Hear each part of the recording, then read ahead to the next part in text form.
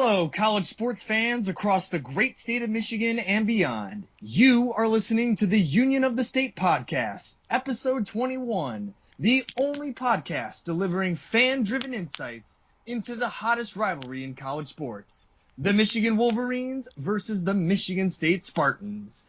It is now time for the big dance. Both of our teams have made it. They both secured one of the last byes, at least from Michigan's standpoint. They're going to be ranked number 11, facing the number 6 ranked team in that division, or in that region, Colorado State. And the Michigan State Spartans performing a little bit better than I think a lot of people expected within the Big Ten tournament, knocking off Wisconsin. They're slotting in at the 7th seed, taking on the number 10 Davidson. I don't even know what their last name is, but they don't have Steph Curry anymore. Wildcats? Is that what they are? Yeah, you know, Wildcats is always a safe guess in the college landscape.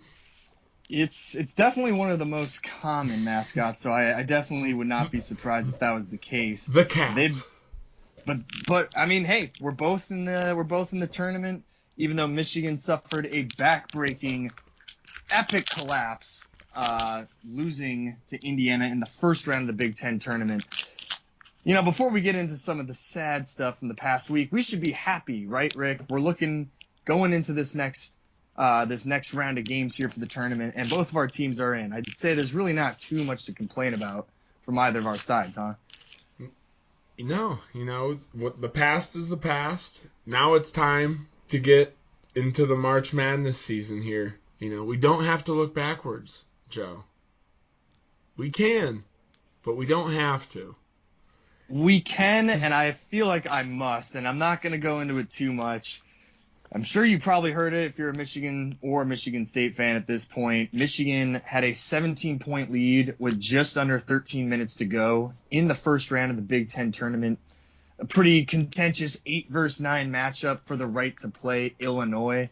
And Michigan ended up getting outscored 31-9 in the last 13 minutes of that game. Oh, 31-9. They could that's a not backbreaker. Yeah, I mean, they couldn't muster more than 10 points. And I believe most of those points just came off of free throws, and then Eli Brooks hit like a 3 at the very, very end. It was ugly. They couldn't buy a bucket to save their life. Everything Indiana was throwing up was going in. And I'll just sort of conclude my coverage of the Big Ten tournament with saying, as I've said all year, that's the Big Ten, you know. Just when you think it's going to be a foregone conclusion, everybody knows that it's about to be a blowout, and then it's not. Just kind of the way it's gone all year. And I couldn't be too disappointed. I think I was more just shocked. I mean, I was watching it at work, Rick, and all these cheeky little Indiana fans are coming up to me giggling like, oh, can you believe that just happened? And I was like, you know, I'm not even that surprised because that's just how Michigan's played all year. Ooh. Just a very, very tough way to go. But I'm glad I don't have any Indiana fans roaming around the office. Yeah, it was just a tough way to go. But as I said, we're looking forward to the brighter side. Both of our teams are in March Madness. But hey, as we're looking to the brighter side, the Spartans actually railed off 2 wins real quick, including against Wisconsin. Yep. Michigan gets in ultimately, so you got to be happy about that. On Michigan State side, you know, we knew going into the Big Ten tournament that we were going to be in the dance here, though we needed something to, you know, believe in, something to give us a little hope. And I think majority of State fans got that. I know I'm one of them. I mean, beating Wisconsin's always fun, especially after they, you know, split the regular season Big Ten championship there. So taking away their, you know, shot at the tournament championship is a great feeling. Coming up short against Purdue, they're a very talented squad, especially big down low. Not surprised with the loss there. Saw a lot of good, but did see the opportunities too where it just continued to be State shooting themselves in the foot. We'll take the good, though. The good outweighs the bad there all day as we get into the semifinals of the Big Ten tournament. couple more wins to Tom Izzo's leading, I think, 33 now. Big Ten tournament wins all time for him. Wow. So, lot of good as both of our teams make it in. Indiana punches their ticket into a play-in game as well on that victory over Michigan and Illinois, who was your prediction to win it all. And I know. I couldn't really fight it at all. I took Wisconsin there, so I'm down and they both too. lose in the first game. Exactly. They don't, And we literally said too, like, we're not really picking too many upsets in these Big Ten tournament, bracket, but of course all the upsets and chaos happen. So I guess we should have known better, but just a wild tournament overall. And then Iowa ends up taking it, which I don't think I was ready to predict. I wasn't too surprised to see them close out against Purdue, because Purdue never really wins. Is just ungodly. They're making it rain. It's just an air raid. Hottest team right now in college basketball, arguably, especially in the Big Ten. And not to peak, jump right into the seeding there, but a 5 seed for them too. I hate Iowa fans just like everybody else, but that's disrespectful. I think it's interesting because the conclusion of that game was basically the last, championship, like conference championship It always game. Is. Every year. And every year, and that's fine. And then an hour later, they drop a bracket with the 68 teams that are playing for it all. It's like, I don't understand. I mean, I know they have, like, different contingencies sorted out. But I thought Iowa deserved at least a 4. But that also just goes to show, too. I mean, I'm looking at the brackets now. You got a lot of Big Ten teams in there. But the highest seed for the Big Ten was Wisconsin and Purdue at number 3. So it's kind of like they're all very solid teams, but they're all kind of middle-of-the-road teams, and I don't really expect any of them to go too far. Blue-collar Big Ten teams here in the tournament. That being humble teams, Exactly. Hardworking, down in the paint. With the exception of Iowa, not a lot of 3 balls. Though I do think they got as good a chance as any division to really wreak havoc in this tournament. Yeah, looking across the board there. But I do subscribe to that conspiracy theory that the committee does not pay attention to the Big Ten championship game ultimately. I mean, it doesn't. It's not going to make or break it for a team like Iowa. Honestly, it should. I think you're right. That 4 seed, Illinois could easily be down there. I'm not saying it would have to be them, but based on those instant results and how Iowa was able to handle its business with the same team, Indiana, in a matter of days. Right. But I guess it is that season-long resume that really matters, not how you're playing. Going into the tournament here. Yeah, I mean, unless there's a team in the Big Ten that they weren't going to make the tournament unless they won the conference championship, I just don't see how they would have given much stock to it. I mean, if Purdue wins that game, I'm guessing that Iowa's still a 5 seed and Purdue's still a 3 seed. I don't really think that mattered at all. And I agree with that. Yeah, it didn't really change anything. So, I mean, now we can kind of turn to the bracket. Remember last year, the Big Ten, with the exception of Michigan, who ends up losing in the Elite Eight to UCLA, every other team in the Big Ten didn't really have a good March Madness last year. And I'm kind of looking at my bracket now and thinking I could definitely see a lot of upsets of these Big Ten teams in the first round. But do you want to first talk about our teams, as is the focus of every episode of this show? We got to. Because ultimately, our games matter the most. I'm sorry. So we can, I guess, just start off with Davidson versus Michigan State. You guys are the better seed than us, so I will give you the spotlight first here. And it is the Davidson Wildcats. And I'm not trying to be disrespectful to Davidson, but every time I hear Davidson, as I just say it like 5 times in a row there, I just think Steph Curry. So, they really haven't been on my radar for a long time. So with that being said, I'll pass it to you. If they haven't been on my radar for a long time, are they on your radar, Rick? How nervous are you for this matchup? They have actually been on my radar all season long. And I say that with 100% sincerity. I've gambled on them multiple times. The main reason is they are led by team captain and former Michigan State point guard Foster Loyer. So that's how you're aware of them. Okay, so I'm not totally living under a rock then. Gotcha. Exactly. It's the same thing as me paying attention to Rocky Lombardi in Northern Illinois last year, or last football season, well, and last year. But so I've followed this team, fringe top 25 team all year, doing some Davidson things with Foster Loyer, kind of stepping into that Steph Curry 3-point shooting spot. The guy needed a change of scenery, and overall it is a step down in competition. They did have a nice win against Alabama in their regular or non-conference schedule, November, I think. So they have been able to hang with the big dogs in some matches, but ultimately I do see this being a MSU win. Knocking on wood here for everybody. But as much as Foster Loyer knows this Michigan State offense very well, I think these guys know Foster Loyer very well.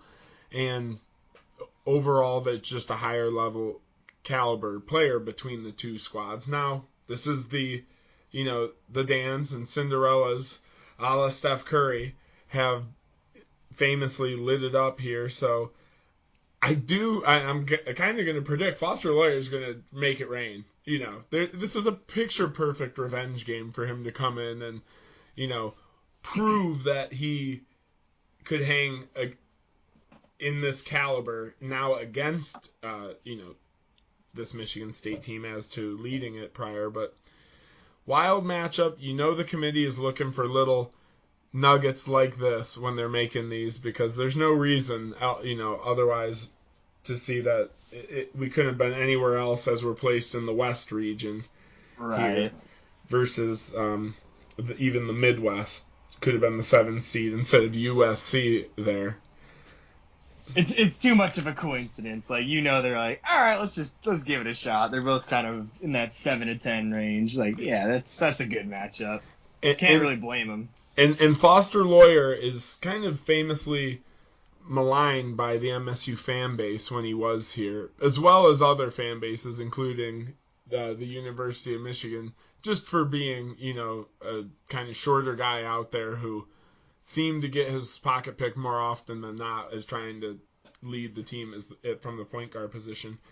Here in Michigan, he was, and I think is, the highest scoring player ever in high school history. He won Mr. Michigan coming out of high school, top 100 recruit. So just one of those things that didn't pan out. But like I said, transfers to Davidson, gets voted captain by his teammates, and is averaging something like 17 points a game on the season. So he's the king of Davidson's campus right now. That's as good as it gets for a grass is greener story. Well, I think I'll have to agree with you on that. Michigan State, as I said in the last podcast episode, Tom Izzo in March is a different breed, and I expect them to take at least the first game here. So that should be good for you guys.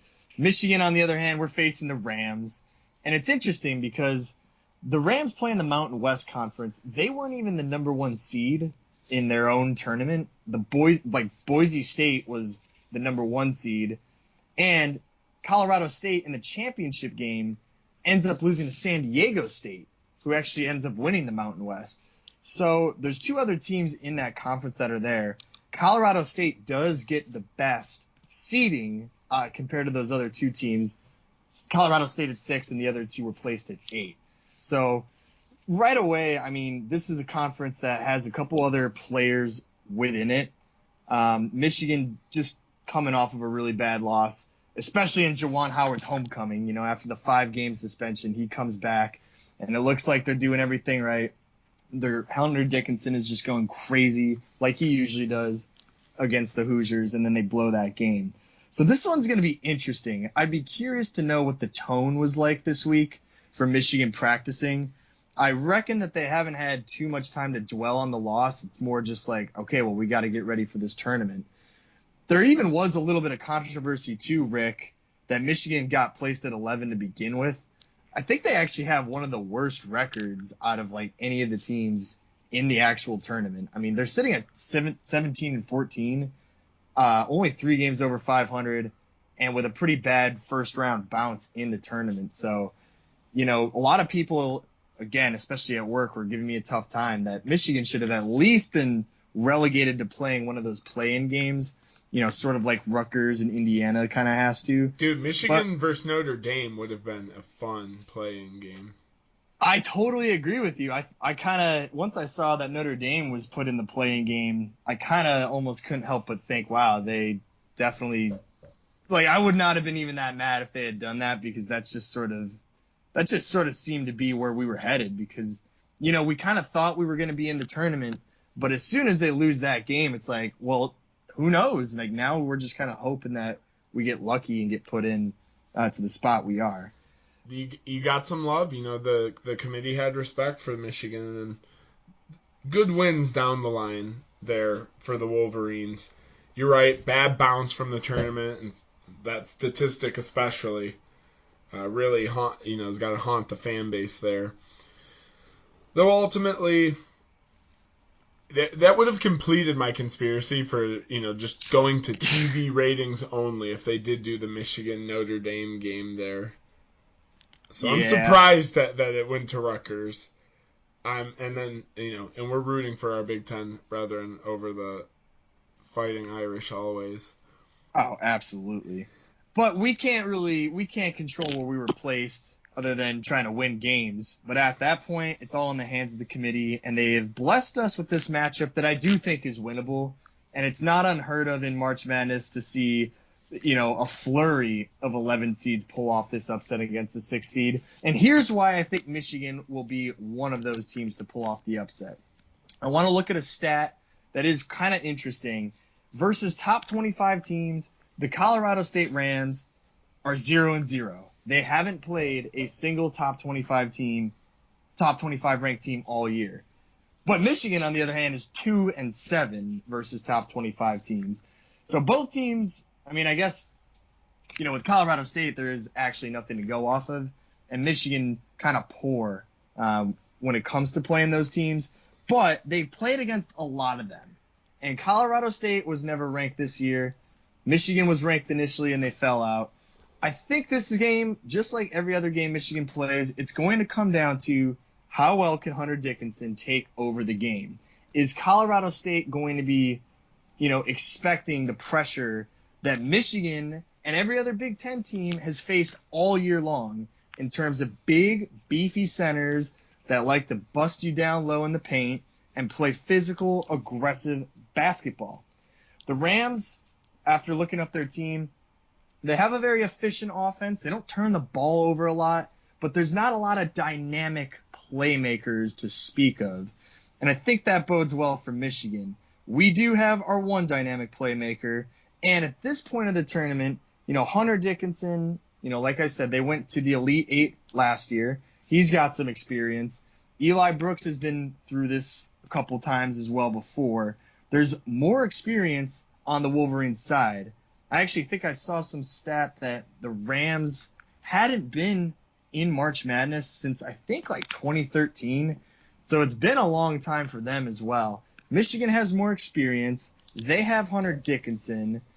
Devontae Jones, our new sort of like senior guard that we've kind of had all year, has been getting better and better. He provides a lot of energy. He seems to be a very efficient point guard as well, doesn't turn the ball over too much. I'm going to go with Michigan for all the reasons that I just mentioned. They have had success against a couple teams this year, you know, Purdue, Michigan State, Ohio State.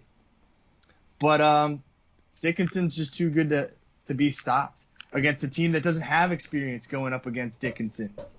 And Michigan, when they play well defensively, they can force turnovers, as you saw in the very first half of that game against Indiana. The way that we're going to lose this game is if the shots don't fall, just like in the second half, and if that defensive intensity does not come out of the halftime, if that doesn't come out of the locker room starting the second half, that's going to be where we get caught. But this is definitely no easy game for the Rams. I'm picking Michigan because I kind of have to for this show. And I do really believe that we can take this game, but I'm not really confident because, as I keep saying after every single show, we can beat anybody, yet we can also lose to anybody. It just comes down to which team's going to show up. Vegas was picking Michigan as well, as they're currently sitting at -2. And you hit the nail on the head there. Colorado State doesn't have a player listed above 6'9" on their, or who gets minutes on their roster.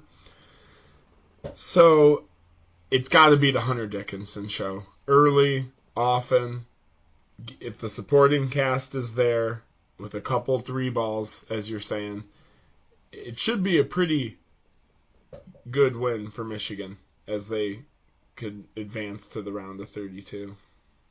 And just to provide one more fact before we sort of move on into general discussion of what the bracket looks like here, here's actually a stat that can support what I was saying earlier about 11 seeds winning these games. Since 2010, Rick, the number 6 seed has gone 21-23 against the number 11 seed. So they're under 500, since 2010. So that bodes well for us as well. I don't think this would surprise many people if Michigan pulled it off, but I also wouldn't be surprised either if we just got destroyed. So we'll leave it on that, I guess. Quick question: just looking a little bit ahead, if you see Michigan playing at their ceiling, or what they've shown their ceiling to be this season, do you think they can get into that Sweet 16 matchup ultimately?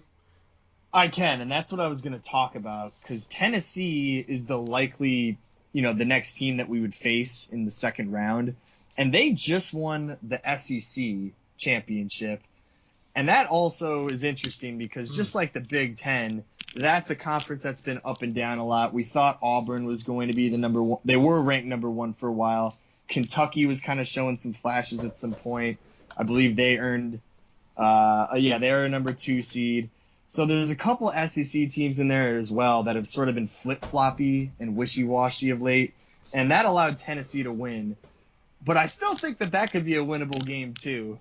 It's just going to be interesting to see how that one plays out. I think that's the only way that we could really make it to the Sweet 16 is have a strong game against Colorado State and then carry that momentum against the Tennessee team that over the last few years in March Madness has been pretty bad, getting bounced pretty early in a lot of brackets. Take that SEC title from them too while you're at it. That's what we're trying to do over here. Exactly. Just to bounce back to MSU versus Davidson, the general theme is we just have the players to go against them, and it will need to be that full team performance, whether it's Marcus Bingham or Julius Marble down low, mixed in with Max Christie or Malik Hall, and then rounded out with Gabe Brown and a combination of our 2 point guards, Tyson Walker and AJ Hogard. Everyone's going to have to chip in to get it done, but the defensive intensity that you always talk about with your Michigan Wolverines, if that's there with these Spartans, and we saw it to be there a little towards the end of that Big Ten tournament against Wisconsin and Purdue, you put that against Davidson, you should be moving into the next round and facing what presumably will be a Duke Blue Devils team on Coach K's last ride. And, when I talk about getting wins over Wisconsin is always fun, you could put that dagger in Coach K there in the round of 32. That could be just as big as a Final Four berth, to some there. I bet there would be even some Michigan Wolverine fans rooting for MSU to take out Duke there. I might actually predict that upset too, because Duke has not been too stellar in the most recent March Madnesses. And if it's to my proper recollection, I do remember that team with Zion Williamson and R.J. Barrett and Cam Reddish was actually taken down by Michigan State in 2019. So there's history there. There's a lot of talent on the Duke team. There's a lot of talent on Michigan State, and not at the same level as Duke. But yeah, point right back to that tournament. There was more talent on MSU than with Cass Winston, but that Duke Blue Devils team rounded out by those top three top 15 draft picks ultimately between Zion, Cam Reddish, and R.J. Barrett. We've seen it before and recently. So that would be a fun matchup with Paulo Banchero, who's, I think, a top 3 pick. I've seen him even as number 1 in some instances from Duke. There's always going to be some studs on Duke. Top recruiting classes every year, but an MSU team that, when playing at its best and with that defensive intensity that causes young teams like Duke, to get frustrated and force turnovers ultimately. It just Tom Izzo's got to get that spark, and we could maybe see a couple Michigan teams there in the Sweet 16. Knock on wood. I'm knocking on it, Rick. I mean, this has been a very up and down year. There hasn't really been a consensus number 1 standout team all year. And with that being said, I think this will be one of the most chaotic March Madnesses that we've seen. And that's saying a lot because every year is absolute insanity. I mean, I guess I'll just throw it over to you. Just a little, before we end the episode here, any last takeaways that you have, games that you're really intrigued by, things that you're watching for, and you got to end it off with a national champion team. Going through the bracket quickly, I maybe it is just recency bias, but I do see Iowa with potential to cause some damage there and maybe upset that number 1 seed Kansas. Okay.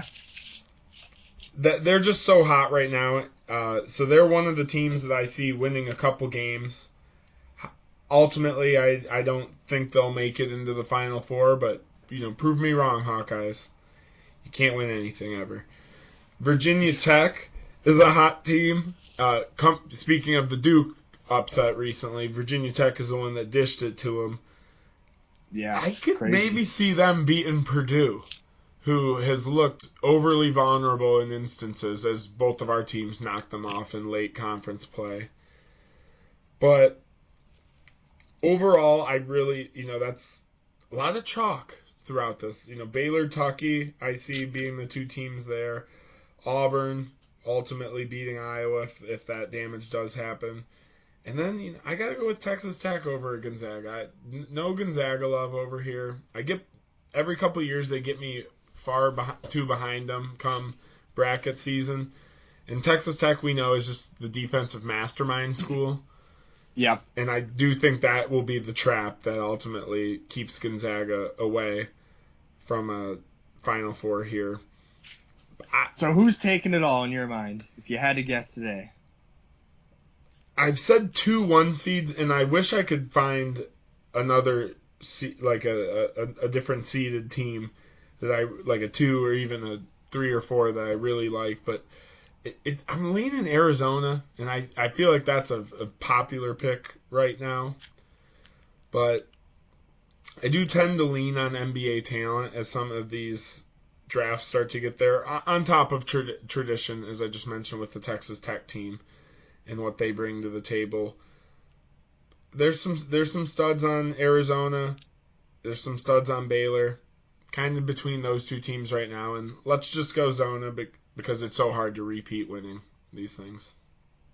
That's fair. I actually think if there's any year to do it where there's just really no clear number 1 team, that would seem to point that Gonzaga, this is the year they got to do it. Right. And I've Pressure's watched a couple. on. I mean, the pressure's on, and they are the overall number 1 seed, as they have been in a lot of recent years. I will point to one stat for Gonzaga, which is why I'll once again not pick them. Against top 25 teams, they're only 5-3, which, I mean, that's still a pretty good clip, but I still just don't see the breakaway for them here. They never seem to close it out when it matters because they don't play anybody. They're just never getting adequately prepared for March Madness. So we'll see what happens with them, but I'm actually not going to pick them. I'm very curious I think everybody's kind of picking Ohio State to get upset against Loyola. As I mentioned earlier, I don't really think any Big Ten team is going to really do much damage. I think if I had to calm down to pick the championship game, I'm between Baylor or UCLA, frankly. I think that those two teams are going to be I think that's going to be the most interesting region between those two teams. And I guess I'll go with Baylor just because Baylor is Baylor and they won last year. I'll go with Baylor to over make Johnny it back. Juzang? Come on. I know. I'm going to go with Baylor right now. I know what you mean, though. I give a lot of respect to whoever wins that game between presumably Baylor and UCLA. I see that team ultimately making it to the Final Four there. It just definitely seems like the toughest region. Plus with Kentucky in there, who's no joke, and Purdue, I mean, obviously they have a really good record, but they never win the big games either. But I'm going to say Baylor's going to get back. And I don't know. I think Arizona's pretty good, but I could definitely see them getting cracked early. Add that little storyline. Their head coach, Tommy Lloyd, assistant coach at Gonzaga for the last 20 years. This is his first season at Arizona. Man. Wouldn't that be something? That would be something. And I'm always kind of inclined to pick Villanova as well, but I don't want to do that. And I don't really see anything happening with Auburn or Kansas. So I will go with Baylor, and I'll have them taking a crack but losing to Villanova. That's who I'm going to go with this year. I mean, we it's both kind of have Baylor losing as of right now. If they're able to repeat, then they deserve it, and that just proves that I'm an armchair March Madness enthusiast. But Villanova, I know them very well because they destroyed Michigan a couple years ago in the national championship. Jay Wright is equivalent to Coach K and Tom Izzo. You can never count them out in March. Mm-hmm. And I like them over Arizona, and I think they can take down Baylor as well. But it's going to be a great March Madness to watch. Really happy that we could do this sort of coverage here. We'll see how well our picks hold up. They didn't really hold up so well from the Big Ten tournament, so take it with a grain of salt. But it's going to be a fun one to watch, Rick. You send me a bracket, and I'll be sure to post them on the YouTube page there. We'll get it sent over then. Nice. And then also, if you want to get in a bracket league too, I do have one. I'm always in. I'll have a work league, a friend league, and then I'll have the podcast league between you and me and your buddies. Let's go. I'll hit you up in the DMs. Sounds good. Well, I think overall we're happy to move past what has been an up and down regular season for both of our squads here. But one more win would do a lot for both of our programs ultimately here in the NCAA. So we'll be tuning in. Is Michigan Friday morning? No, we're actually Thursday at like noon. Thursday. So we're going to be one of the first games, and I'm definitely going to be freaking out at work once again. Hopefully I won't be as enraged as I was after the last one. Hopefully I won't be in a meeting so I can actually watch the game that time. And then Michigan State rounding it out at 9:30 p.m. on Friday. So we're bringing up the caboose there then. Yeah, both of our teams going to bookend March Madness. Should be one for the ages, just not for our teams. But we'll see. It all together here at the Union of the State podcast. The only podcast where you get dual coverage of the Michigan State Spartans and Michigan Wolverines. I'm Good Guy Rick. And I'm Chicago Joe. And we appreciate you listening. Please like the video, share it with your friends, hit us up in the comments section, and subscribe to the channel. As always, go green. And go blue.